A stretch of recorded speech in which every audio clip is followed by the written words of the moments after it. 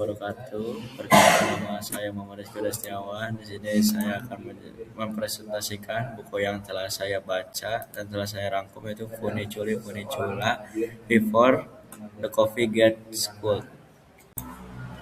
Di sini ada pertama ada identitas buku, judulnya seperti yang tadi saya sebutkan, Funiculi Funicula Before the Coffee Gets Cold.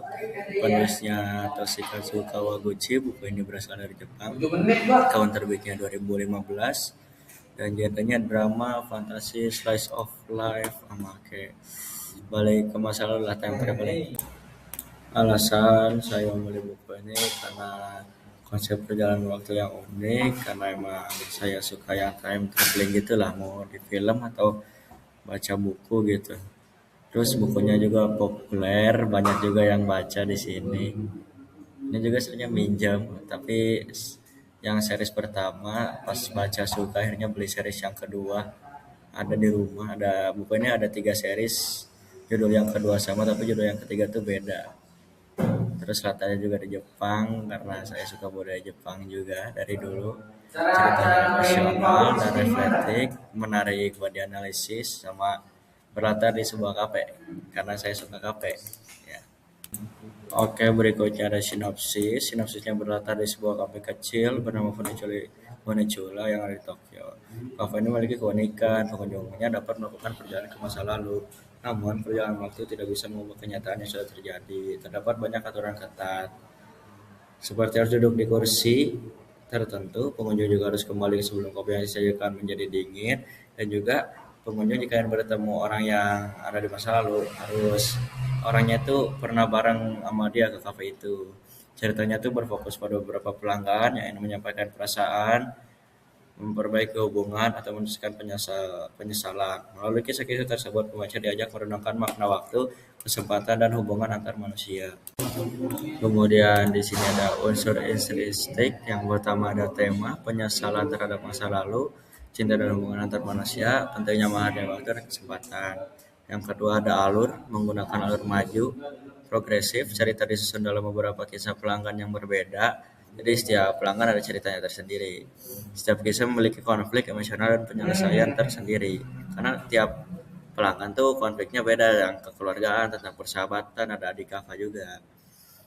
Tokohnya di sini ada pelanggan kafe yang memiliki penyesalan dan tujuan kembali ke masa lalu. Ada staf kafe juga, tenang, serius, dan memahami aturan perjalanan waktu.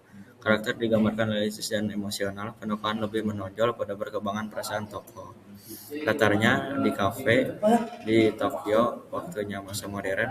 Suasananya hangat, tenang, kadang haru, dan melankolis. Amanat, hargai waktu yang dimiliki, ungkapkan perasaan sebelum terlambat.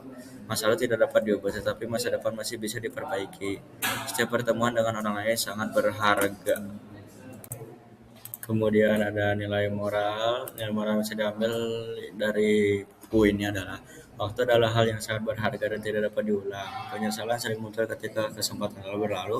Penting untuk mengungkapkan perasaan kepada orang terdekat sebelum terlambat. Setiap pertemuan memiliki makna yang mendalam dalam kehidupan. Masa lalu memang tidak dapat diubah, tapi kita masih memiliki kesempatan untuk memperbaiki masa depan. Belajar menerima kenyataan adalah bagian penting dari proses pendewasaan. Oke, selanjutnya kita ke slide ulasan pribadi. Menurut saya, novel ini sangat emosional dan menyentuh, terutama karena mengangkat konsep kembali ke masa lalu yang terasa unik dan reflektif. Ketertarikan saya terhadap tema ini juga dipengaruhi oleh kebiasaan saya menonton drama Korea bertema perjalanan waktu, sehingga saya merasa lebih mudah terhubung dengan ceritanya. Selain itu, saya juga menyukai cerita yang mengangkat nilai kekeluargaan dan pertemanan. Yang dalam novel ini digambarkan dengan hangat dan menyentuh. Berbeda dengan kisah time travel yang penuh aksi, novel ini lebih menonjolkan sisi perasaan, penyesalan, dan makna kesempatan. Meskipun terdapat beberapa bagian yang terasa berulang, secara keseluruhan novel ini memberikan kesan mendalam dan membuat pembacaan merenungkan arti waktu dalam kehidupan. Selanjutnya di slide ini ada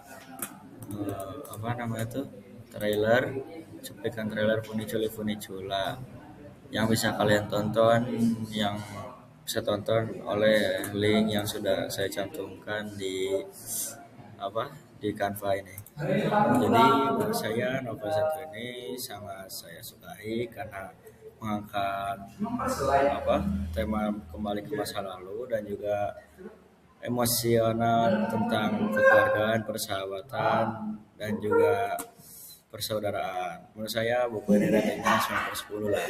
Karena ya agak bikin saya nangis. Karena ada beberapa nama yang bisa yang bikin saya nangis. Itu wah, sedih lah ya. Ada. Mungkin sekian dari saya. Terima kasih. Assalamualaikum warahmatullahi wabarakatuh.